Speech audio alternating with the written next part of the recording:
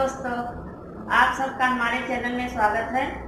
मैं आपको एक कजरी गीत सुनाऊंगी। अगर हमारी गीत पसंद आए तो लाइक करें, शेयर करें और सब्सक्राइब करें। बेल आइकन दबाना ना भूलें ताकि हमारी वीडियो आप तक पहले पहुंचे।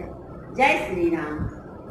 सेबरी करली रे सागुने माया जुभर रामाई है नाय।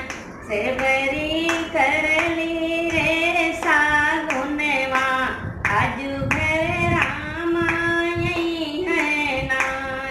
सेबरी राम जी का आवत देखा, सेबरी राम जी का आवत देखा, काटत तियन दुछावत धामा नाय। सेबरी करली रे सागुने माया जुभरे रामा आई है नाय। सेबरी करली रे सागुने माया जुभरे रामा आई है नाय। गंगा जमुना सबरी जल भरी लावे, गंगा जमुना सबरी जल भरी लावे, गंगा जमुना सबरी जल भरी लावे।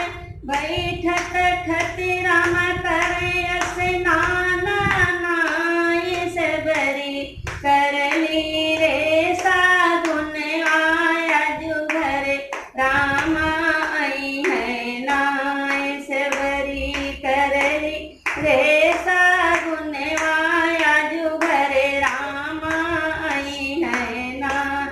बन फल लाई सेबरी भुवग लगावे, बन फल लाई सेबरी भुवग लगावे, और नहीं सेबरी के समान नाय। सेबरी करली रे सागुने माया जुभरे रामा आई है नाय।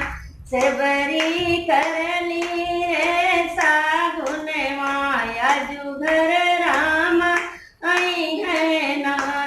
कुश की गोंदरिया सेबरी सियज लगावे, कुश की गोंदरिया सेबरी सियज लगावे, उलटी पुलटी राम करे विश्रामा नाय। सेबरी करली रे सागुने माया जुभरे रामा आई है नाय। सेबरी करली रे सागुने माया जुभरे रामा आई है नाय।